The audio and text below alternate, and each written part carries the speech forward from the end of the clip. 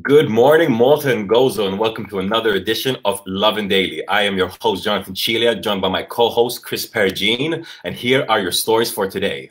Malta rescues 66 migrants, but says they will be the last. Food courier attacked in Zabar as he drops off orders. Air Malta CEO gives up 70% of his salary. Malta will start reimbursing wages from next week. And leading feminist activist compares pandemic to what women feel every day. Chris, how's it going over there?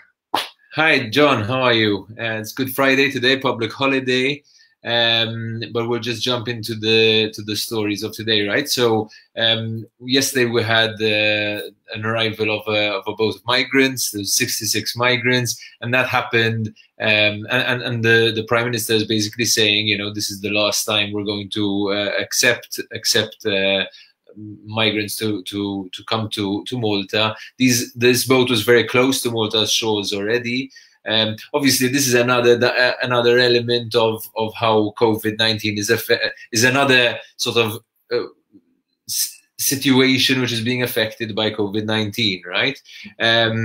Yesterday as well, we had a number of new cases, right? John, you want to run us through the number of new cases? That's exactly it. So yesterday we unfortunately had the second death related to the COVID-19 outbreak in Malta. You can find all of these stories on lovinmalta.com. So the second death was a 79-year-old man.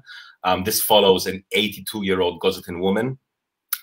We had 38 new cases yesterday, including a pregnant woman. However, it's not all bad news. 16 recovered. 16 people have recovered so far. So that's actually quite good news. And just to go back to the migrant story real quickly, what's interesting about this is this comes right after Italian and Maltese governments had said that Malta's and Italy's ports were unsafe. They were unsafe due to the outbreak. However, Malta's government did pledge to rescue this last batch of migrants. I mean, it's a really tricky one, right? Because obviously the right to asylum remains the right to asylum, you know. But at the same time, so many of our basic rights are not being permitted right now in this extraordinary situation, you know. Like, for example, the right to enjoy your religion to an extent, you know, as into this is Easter week, and so many of the Catholic traditions and celebrations that are going on are not being permitted, you know, even legally. So it is a very unique situation. Obviously, the plight of would-be refugees is what it is. But yeah. So next story. I'm going to be honest though, on Good Friday, I'm going to be missing the processions today. I mean, I live in Malta. We have a glorious procession every Good Friday, even Easter Sunday, you know, they do the running with the statue. So I'm really going to be missing that. I mean, let us know in the comments below if you're going to be missing Malta's traditional festas this year. But moving on to a bit of a sad story, especially personally, I'm really unhappy with the story. A food courier was attacked late last night delivering orders to Zabar.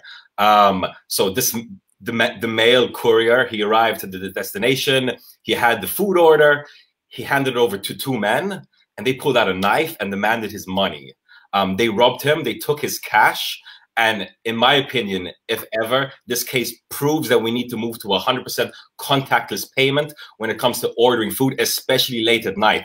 If we had contactless payment via Revolut or whatever you need, this guy wouldn't have cash on him. So he couldn't get robbed. Well, my understanding is that most of these delivery services actually do take your money on your credit card, no, beforehand. But I guess there's still some restaurants delivering with cash, right? That's exactly it. So yeah, definitely the major ones have all gone contactless. But yes, as you said, there are multiple services, and there's also individual restaurants doing delivery. So we do not know which company this courier belonged to. He was uninjured, so that's at least a silver lining to the story. He was totally uninjured. But yes, if this happened once, I hope it doesn't happen again. And if we can do as much as we can to protect Malta's food couriers, the better. Yeah. The next story is related to Air Malta. As we know, one of the airlines that, well, like all airlines, is been very badly affected by the complete travel ban. And Air Malta itself was always struggling, right? But now there's been a reaction sort of from the Air Malta CEO who's saying he took a 70% salary cut, and that comes after a lot of criticism by the unions, because obviously there were a lot of redundancies and sort of forced Yep. retirement plans, etc. So yeah, the Malta CEO, who apparently had a package of about €300,000, has taken a 70% pay cut. That's exactly it. So the CEO, Clifford Ketkuti, announced this pay cut, as you said, after receiving criticism from the unions as well as employees, asking him what he's going to be doing in light of the redundancies and pay cuts. I mean, it sounds like he had a very, very big package for very high package in terms of salary, despite Malta being struggling so much. But at the same time, we must keep in mind that at that level, at an airline like that, you have a lot of international employees as well, very high level, and so it all comes together. But I guess, leading by example here, hopefully it didn't happen because he was sort of forced to. What's interesting in this story is Economy Minister Cilia actually, spoke out a little bit about the criticism that the CEO was receiving.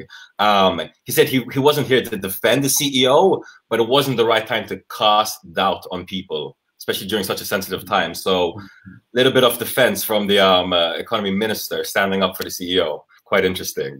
Talking about the Economy Minister? Exactly. Malta will start reimbursing wages from next week. And if I'm not mistaken, Malta's the first or among the first countries in the world to start rolling out wage supplements in light of the COVID-19 outbreak. I mean, Malta pioneering in another sphere once again, really awesome. So, big package. It's an investment of €100 million from the Maltese government into Maltese workers. Nearly 13,000 companies are going to be affected. 12,885 companies have applied for the wage supplement scheme, and 62,000 employees are set to receive benefits after having their jobs impacted by this pandemic. I mean, what do you make of this investment, Chris? Yeah, I think, it's a start. Obviously there's for the businesses that have been completely shut down and cannot operate, this allows them to kind of keep ticking over, I guess, in the hope that that this doesn't last too long.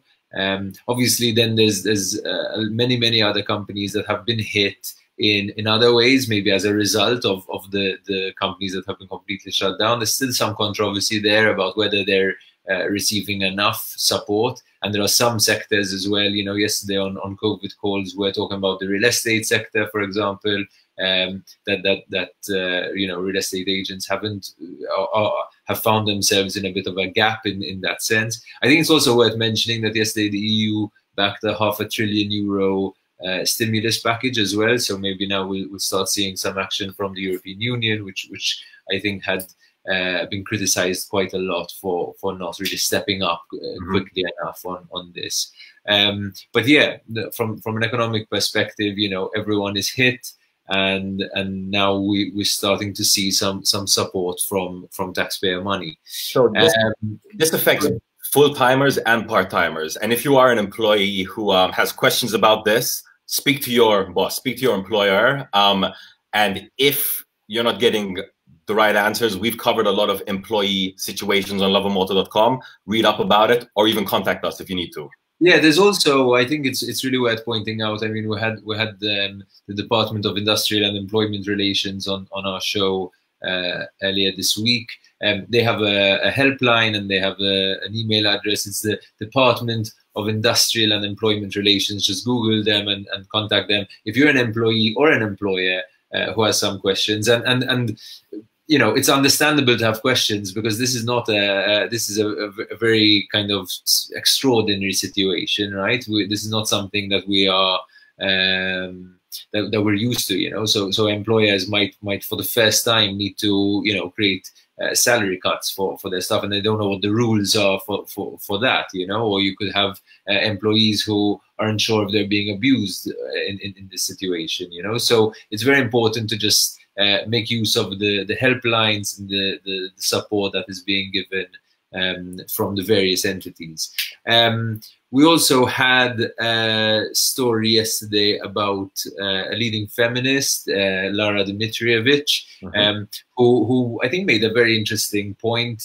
Some people criticized her for it, but said that, you know, it was a bit out of place. But I think it's something that us men don't fully appreciate sometimes. You know, she said this sense that we're all experiencing today. You know, that when you go out for a walk, you have to look over your shoulder, just, you know, make sure no one's too close to you, make sure that you know, this is the sort of feeling that women live with every day. You know, for example, if they go out at night and they're alone, and you know, they've got to look over their shoulders because someone's gonna, I don't know, whistle at them or harass them or whatever. And I think you know, it's an interesting observation. It's a good reminder of the you know, realities that women face on a daily basis. And I think it's you know, it's important to remind ourselves of these things, because sometimes we really take it for granted and we don't fully appreciate how ridiculous the situation is sometimes for women, you know? No, 100%. I mean, Malta does have a problem with harassment. It has a problem with domestic abuse as well. So having a leading voice kind of draw parallels between what everyone in Malta is experiencing right now and comparing it to what half the population usually feels. So just to quote her directly, she had some very powerful words. You know, she said, you know, this strategy, the one that you mentioned of having to look over your shoulder and keep a safe distance from everyone, this is something that every woman learns to employ, walking home alone, where every man is a potential perpetrator. And she ended by saying, now everyone gets to experience how it feels. So yeah, I mean, I guess if you've never experienced harassment in your life, now when you're walking around the streets, when you're going to the supermarket and you're looking at everyone like, listen, stay away from me, don't get too close, you're getting a little bit into the mindset. So it is a very, very interesting point here. Yeah, and I think this whole situation has put us in the shoes of many sort of people that we don't often, you know, we don't realize what they're experiencing. So for example, you know, people, like, one thing I was reflecting on is, you know, how difficult it is to stay home for a couple of weeks or something like that. I mean, there are people who are bedridden and spend, you know, months, if not years, like that, you know. When you can't travel, you can't leave your country, for example, you feel trapped, you know. That I think that's something that refugees must face as well, you know. And even, you know, think of people like prisoners and another kind of realities, you know, that being in this extraordinary circumstance, I think makes all of these realities a bit more relatable and helps us be more sensitive to them. Yeah, it brings us to the end of Lovin Daily, right? Exactly, that's exactly it. I mean, like I said, all of these stories can be found on lovinmalta.com. Keep the discussion going, guys, in the comments below. From myself and Chris, and this show has been delivered by Bolt. Have a day full of food. Both foods. Yeah. Have a day full of loving. Thanks, guys.